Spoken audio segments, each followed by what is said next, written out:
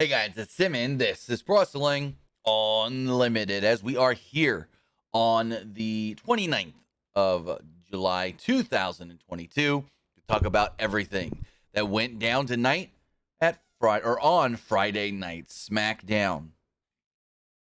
Now here's a question I have for you guys.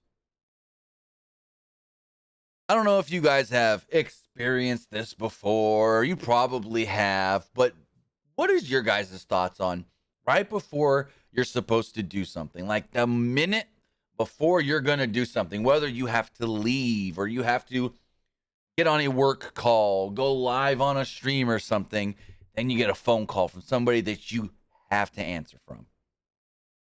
Isn't that the most annoying when you're just literally about to do what you're supposed to do? Like in my case, click live on Twitch and then less than a minute prior, you get that phone call that you have to take. It's like, dang the timing. But at least in my case, though, at least it came before I clicked live. So that's good. But I don't know if that annoys anybody else. Right before you're supposed to do something or go somewhere, get that phone call that you have to take and you go, well, damn.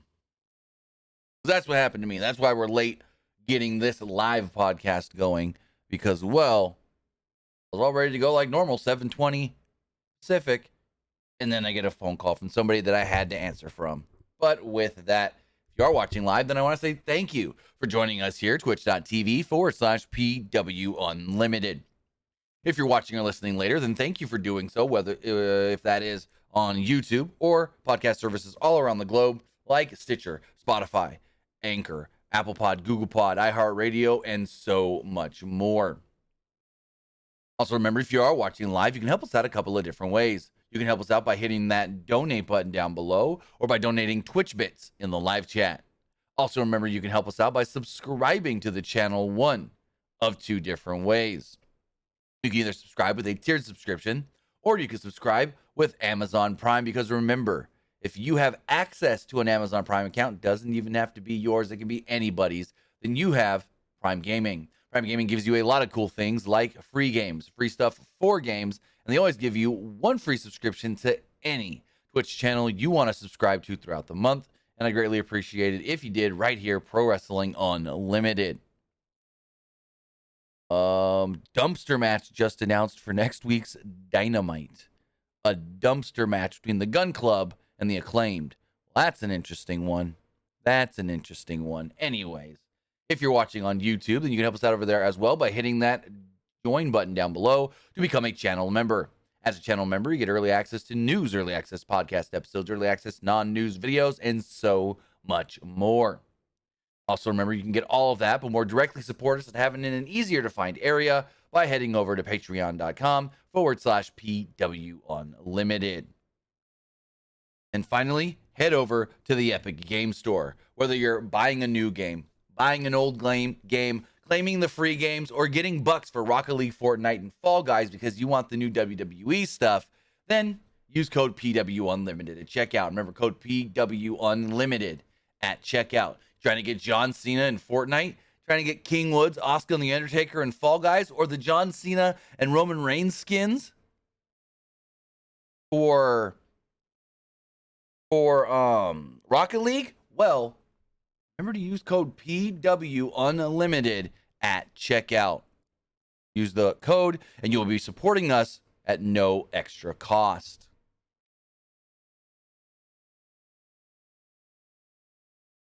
Also in the live chat, Jordan, that's a storyline. That's a storyline injury. We'll talk about it, but that's not a real injury. That's not a real injury.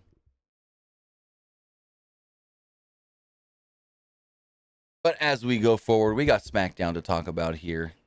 Give me one quick second. For some reason, the poll, I clicked post poll, but the poll wouldn't go. It didn't go. So let me redo the poll here on Twitch. Type that in. Come on. Manage poll. New poll. Night Smackdown. Ooh. Also, AEW announcing matches for Battle of the Belts 3.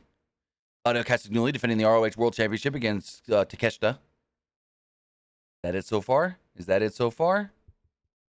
They've announced that Claudio will defend the championship against Takeshita.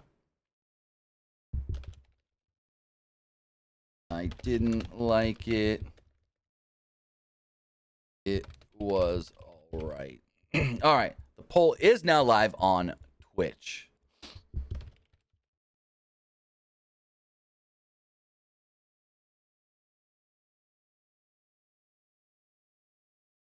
Let's post this really fast.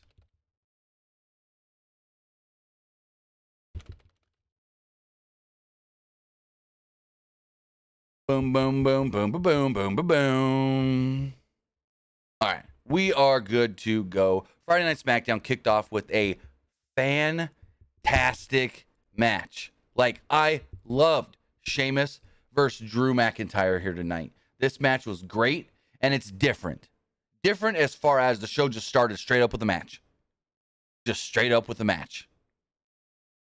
McIntyre and Sheamus went, I want to say 25 and a half minutes, and it was fantastic.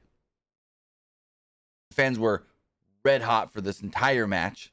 And again, like I said, it was great to see the show actually start with a match and not just somebody talking. Now, the show ended with somebody talking, but that's neither here or there. And my notes just froze. Here we go. Refresh. Boom. 1, 2, 4, 5. It took 6 seconds. All right. Drew made his entrance. Sheamus ran out and jumped him on the ramp. Sheamus beat down McIntyre around ringside before the match even began. Sheamus had the early advantage until McIntyre hit a Michinoku driver for a near fall. Sheamus rolled out and grabbed a shillelagh. McIntyre fought back and hit a back suplex. They fought around ringside for a little bit, and the fans broke out into a "We Want Tables" chant. McIntyre tossed Sheamus over the commentary desk. McIntyre then grabbed a table. Crowd went wild.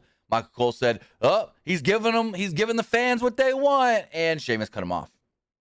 He tossed McIntyre into the ring steps, and Sheamus set up the table at ringside and grabbed the shillelagh that McIntyre broke in half last week. Sheamus took over and beat down McIntyre. McIntyre regained control and threw Sheamus into the ring steps this time. Sheamus tried a suplex on McIntyre through the table, but he reversed it, and McIntyre continued to beat down Sheamus and threw him into a keg. Remember, all kinds of stuff set up around ringside for this Donnybrook match. After a commercial break, Sheamus was firmly in control. He rocked McIntyre with a chair shot to the back. Sheamus then wedged the chair in the corner, but it fell out. Sheamus then went for the white noise, but McIntyre escaped. He sent Sheamus into the corner, and it took over. McIntyre ran wild and hit a belly-to-belly suplex and threw a bunch of chairs into the ring. As McIntyre stepped back in, Sheamus threw one of the chairs into his face. He went for the white noise, Sheamus that is, but McIntyre reversed it into a future shock DDT for a close 2. McIntyre was in control when Ridge Holland would run down and attacked him with a shillelagh. Sheamus then rocked McIntyre with a knee and got a near fall off of it. McIntyre recovered and gave Holland a suplex through the table on the outside. Back from the break, McIntyre and Sheamus fought on the corner. McIntyre threw Sheamus off with a belly-to-belly, and Sheamus avoided a claymore and hit an Alabama slam for a near fall. McIntyre regained control and threw Sheamus into a mini bar at ringside. Suddenly, Butch just jumped off one of these kegs out of nowhere, got almost Montez Ford height kind of. Butch came from the heavens. Like this, he jumped high and took down McIntyre. Hit him with a knee to the head. Sheamus then broke a bar stool over McIntyre's back. This looked like a freaking thick-ass stool with the back on it and everything. Back in the ring, Sheamus hit a white noise off the ropes. I think it was the middle ropes. Could be the top ropes. I didn't write it down. I just wrote the ropes. And got a very close near fall off of it. The fans broke out into a loud, "This is awesome" chant. And I know what you're probably going to say. "Oh, Tim, you probably hate all the interference, huh?" Actually, I didn't. I had somebody ask me, "You hate all the interference. What are your thoughts on all the interference in this opening match?" And I go, because it's expected and because they basically conditioned us over the last 3 weeks that whenever we do get Sheamus versus Drew, there's going to be interference. And this interference is allowed, I didn't hate it because it was expected. And it was, I mean, I didn't think for one bit Sheamus was winning. So I liked it in the fact of it didn't screw the babyface. It actually made the babyface look stronger in having to beat 3 people or having to beat one guy that had help from 2 people. So where people didn't like the interference here, I actually liked it because it actually fit in with the story. Not like in other matches where it's just interference for interference sake because a guy's got a bunch of people teamed up with him. As we've seen in Sheamus matches in the past, like when they were feuding with the New Day and stuff, where Ridge and Butch would just get involved to get involved. But this one made sense because Drew had to fight Ridge at one point. He had to fight Butch at one point. Then Sheamus, what's the word I'm looking for, backed out of the match again. So it's like we were conditioned to know that this was the thing. And there we go. So that's why I liked it, because it actually fit in with the storyline that they've been doing over the last month with Sheamus, Drew, and the Brawling, the Bruise and Brutes, or whatever you want to call them. The Brawling Brutes, Bruiser Brutes. McIntyre at one point eventually regains control and threw Sheamus into the mini. Oh, I read that already. I read that whole paragraph already. Butch pulled out a huge shillelagh. However, McIntyre recovered and rocked Sheamus with the glass cow kicks. He grabbed the shillelagh and beat Butch and Sheamus with it. McIntyre then hit a claymore on Butch, but Sheamus hit a bro kick for a close near fall. Sheamus couldn't believe that McIntyre had kicked out. The fans popped huge here and started doing a "This is awesome" chant. Sheamus then went for a bro kick again, and McIntyre caught him. He then powerbombed Sheamus through a table. This spot looked great. So Sheamus is running at Drew, lifts the leg for the bro kick. Drew just barely dips down to go under it, and boom, he's got Sheamus up for a powerbomb. I'm like, whoa, like a cruiserweight spot. I like it. And then sends Sheamus through the table. The finish of the match then came when Sheamus slowly crawled over to grab a shillelagh, and McIntyre just watched before eventually hitting him in the head with a claymore. Also, I did like how McIntyre was conflicted. He knows that Sheamus ain't a good guy, but he also knows that deep down, him and Sheamus are close friends and didn't want to have to beat down his buddy to win this match, but in the end, had to. So I loved the different story aspects to this match.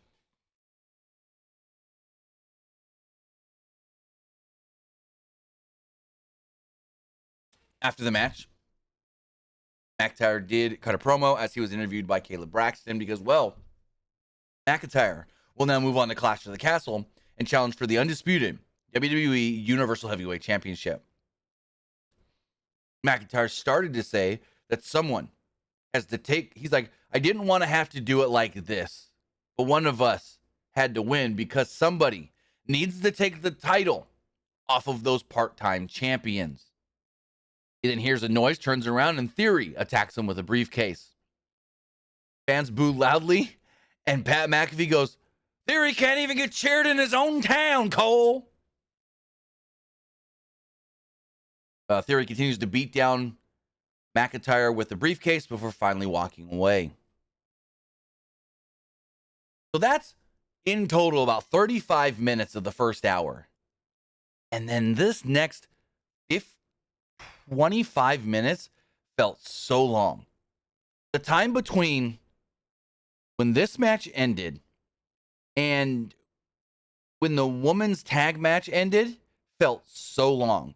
That was literally a 35-minute period that felt like an hour. So McAfee and Cole were trying to do a rundown for SummerSlam when Corbin would interrupt into the crowd and go, I got a ticket. You can't do anything about it. I'm going to sit right here behind you guys.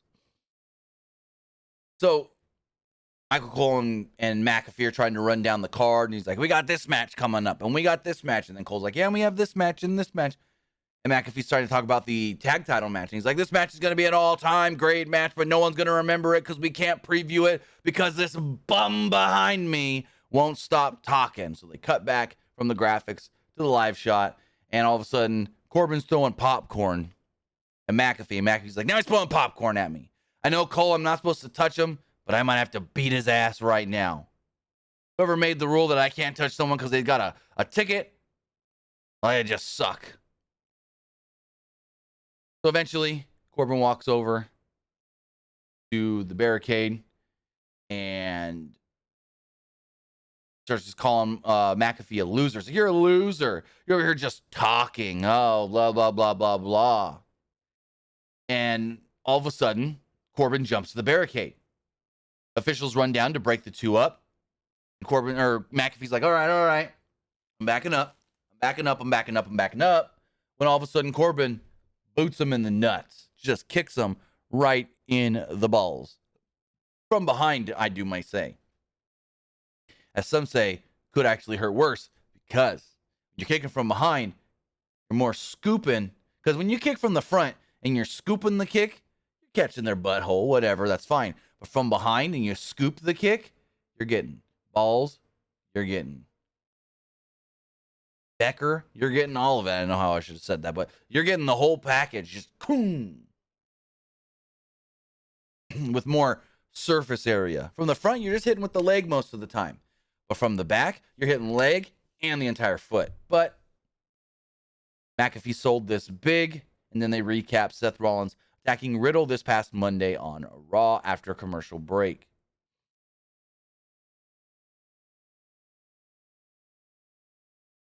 So they basically did say, they didn't say this match is postponed. They said Rollins and Riddle off SummerSlam. So in the back, Kayla Braxton was interviewing interviewing Theory. Theory bragged about attacking Drew McIntyre earlier, and he promised to cash in the briefcase tomorrow night and become the champion. Theory said then he will go on and beat McIntyre at Clash at the Castle when Paul Heyman would approach. He starts talking to Theory and this and that, not sure what they're saying before the two walk off. Go to a break. When we come back, we got Aaliyah versus Shotzi. Now, this was supposed to be Aaliyah versus Lacey Evans. About an hour or two before the show was to go on the air, they pulled the match from previews.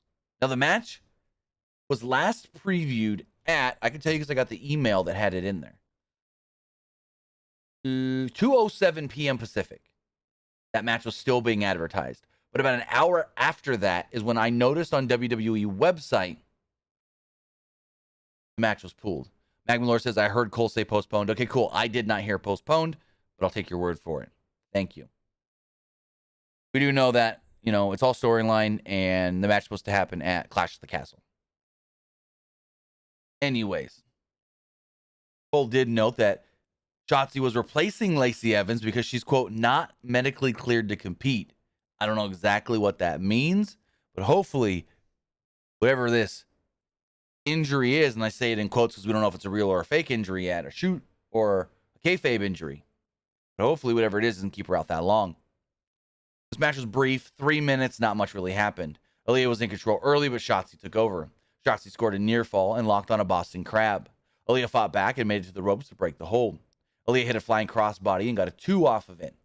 Shotzi regained control and sent Aaliyah back into the ring. Shotzi then hit a never wake up and picked up the victory. Then they recapped Raquel Rodriguez defeating Sonya Deville last week and then said that this didn't air on the show, but Ronda Rousey came out and beat down Deville last week during a commercial break. You may have saw it online. So in the back, Liv Morgan and Ronda Rousey are posing for photos for their upcoming match tomorrow night when Natalya and Sonya Deville would approach. Natalya felt that she deserves a title shot, not Rousey, because if it wasn't for Natty hurting Rousey, then Liv would never have been able to cash in. And so they're all talking crap to each other, and this is not going good. It's very clunky. And then all of a sudden they go back to the ring, and Shotzi's like, well, Aaliyah! And then all of a sudden Ronda's music hits. I'm like, what? Like, Shotzi's laughing. She goes, what? She goes, ah, ha, ha, ha, well, Aaliyah! And then Ronda's music hits. And I'm like, okay then. Comes down, beats down Shotzi, and then tells Liv, come down here so we can prove why we're the ones who will be fighting for this title tomorrow night. And a fan apparently heckled Ronda Rousey to the point where she just basically went off script. She basically just went off script on this guy. She said, hold on, I'm going to find the exact quote here because it's actually pretty funny. She said to him,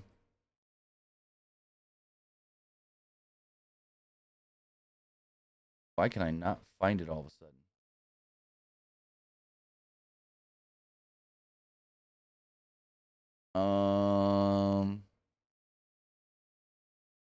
Hot day. Oh, she said, so she's going and going and going, and she's talking. All of a sudden, she looks over at some guy and goes, "You shut up, and your mom failed you." I'm just like, what? She's just, you shut up, your mom failed you. Just like that. Just like that. I'm like, huh? Okay. Cool, Rhonda. Because we know Rhonda gets flustered when fans heckle her from the crowd. Fans pop big for it, though. We then had Liv Morgan and Ronda Rousey against Natalya and Sonya Deville. Match went 11 and a half minutes. And boy, did this feel so much longer. This match was not that good. And like I said, from the point of the opening match ending and this match ending, this show felt so long. Mac Miller said, is Ronda going to turn soon? No, that's just Ronda being Ronda. That's just real life Ronda. Where she just randomly just stops what she's doing to cuss out people or talk crap to somebody. That's just Ronda being real life Ronda. Anyways. They told us that Adam Pearce made this match official during the break. Rousey and Morgan worked over Natty early, and Morgan hit a running knee on Deville in the corner. Rousey and Morgan briefly argued, and Morgan avoided Deville's clothesline with a Matrix-style move, and Rousey rocked Deville with a clothesline. Morgan and Rousey argued again, and Morgan tagged herself in, and the heels took over, though. Natalya gave Morgan a painful-looking suplex at ringside. Back from the break, the heels were firmly in control, isolating the champion on their side of the ring, beating her down as the crowd is chanting, "We want Ronda, we want Ronda." Natalya went for a sharpshooter, but Morgan did break free. Morgan almost made the tag, but then hit a code breaker. Morgan went for the pin instead of tagging in Ronda. The heels did regain control, though, and she didn't get the pin. And back Morgan into their side of the ring as Sonya Deville's just beating the ever-loving tar piss out of the champ, Liv Morgan. Corbin and McAfee at one point felt that Morgan should have tagged Rousey because, well, she needs the help. Morgan eventually broke free. Morgan crawled over to Rousey, but this time had the chance to make the tag, and instead, Morgan tried to hit the Oblivion on Deville. She missed. Hills regained control. Morgan broke free again, and Ronda's yelling at her like, "What are you doing? Tag me in!" Rousey eventually just slaps Liv on the ass, tags herself in. Liv gets all pissed off. I had it! I had it! No, you didn't, Liv. You didn't have it.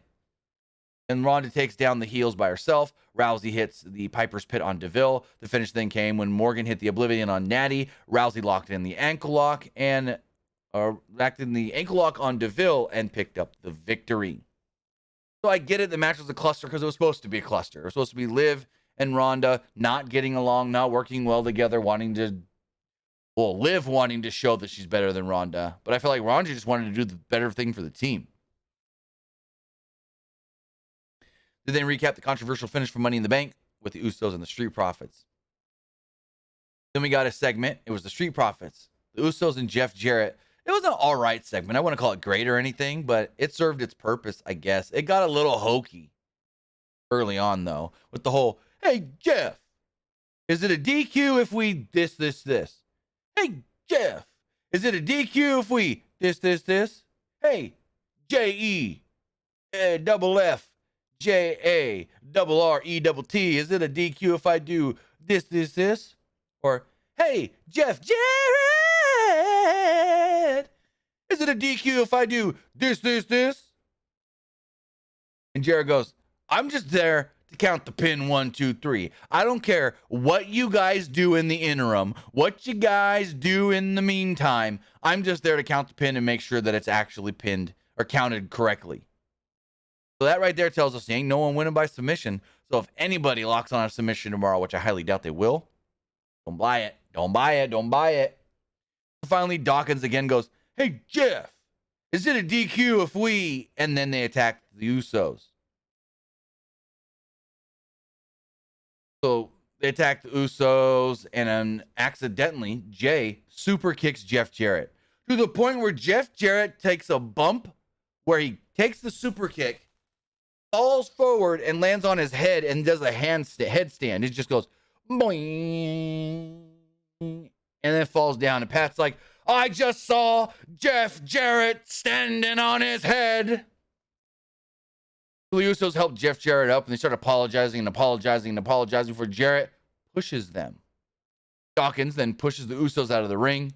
Ford hits a huge dive, and the segment ends.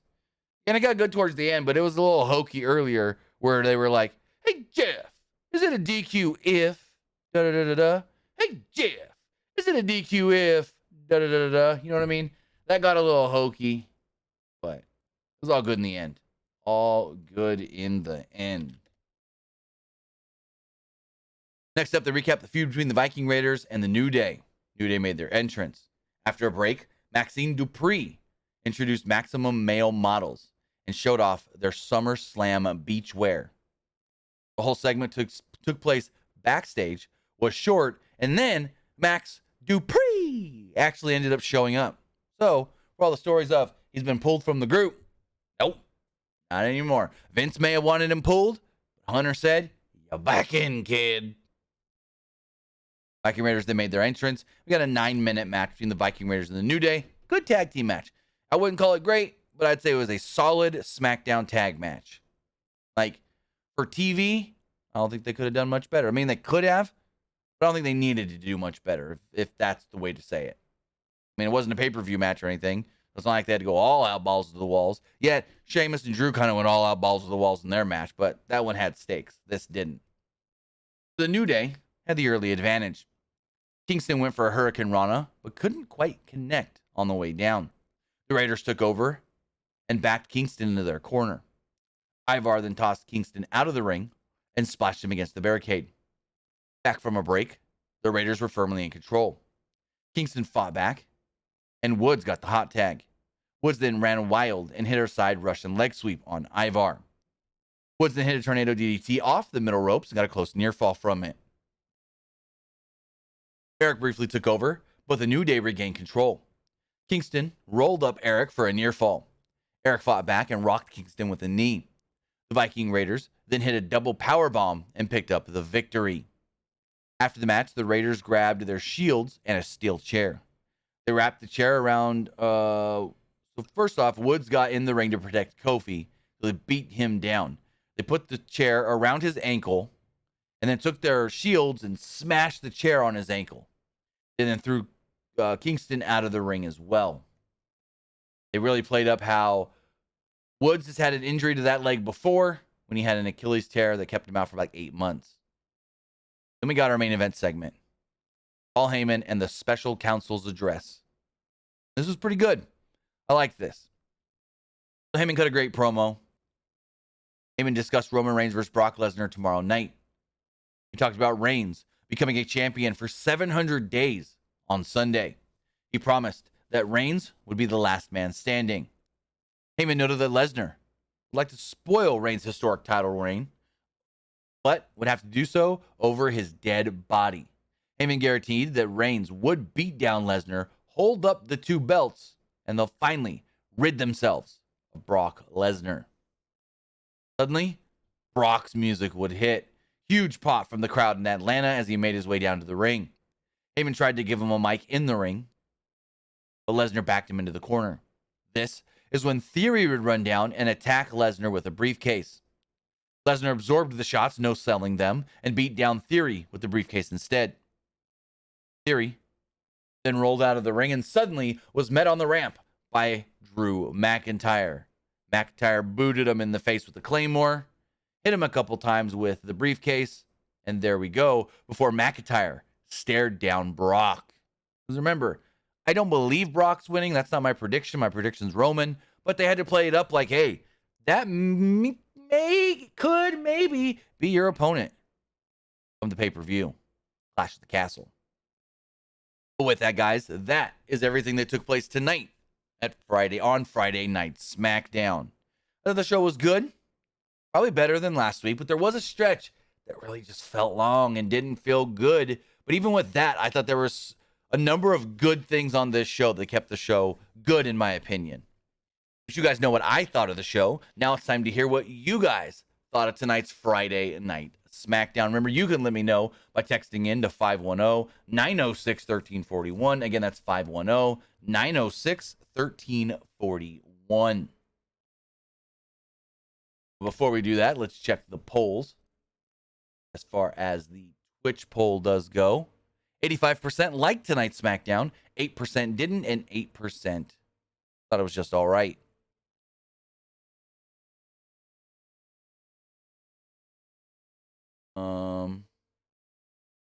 I don't know why someone keeps texting me the rundown for next week's Dynamite. Like, I don't care right now.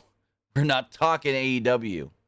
Just because I briefly mentioned it during this review, we're not talking AEW. So I don't know why someone's texting me the rundown for Dynamite next week. Like, I don't care right now. As far as the Twitter poll does go,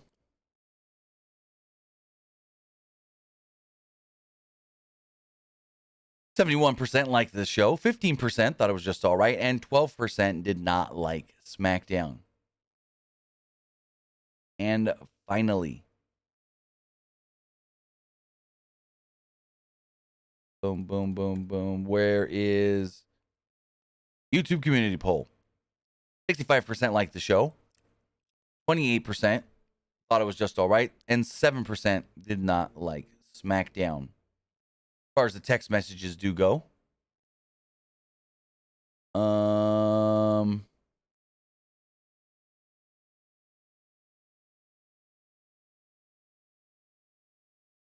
give me 1 second. Mega Millions.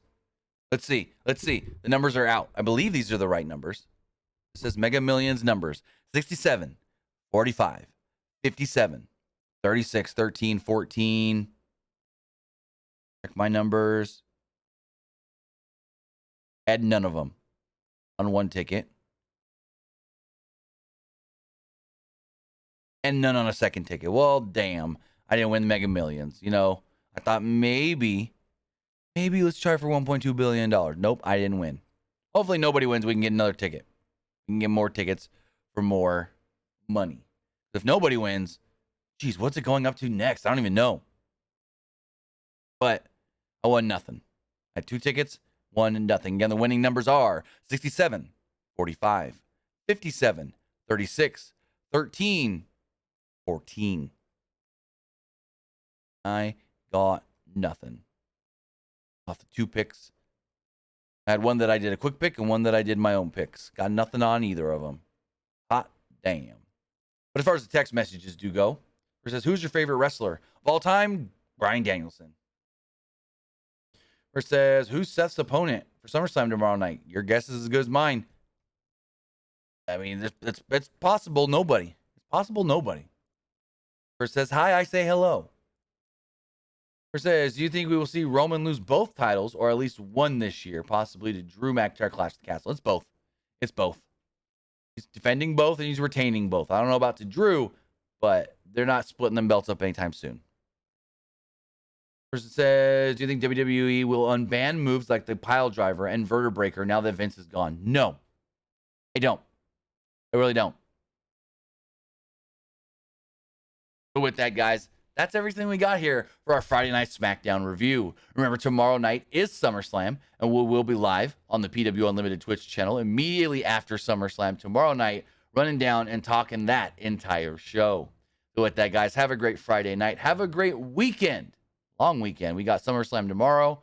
We've got the roast of Ric Flair going on right now, and we've also got the Ric Flair final match, or Ric Flair's last match, on Sunday. I think the roast of Ric Flair's on right now. Let's check really fast.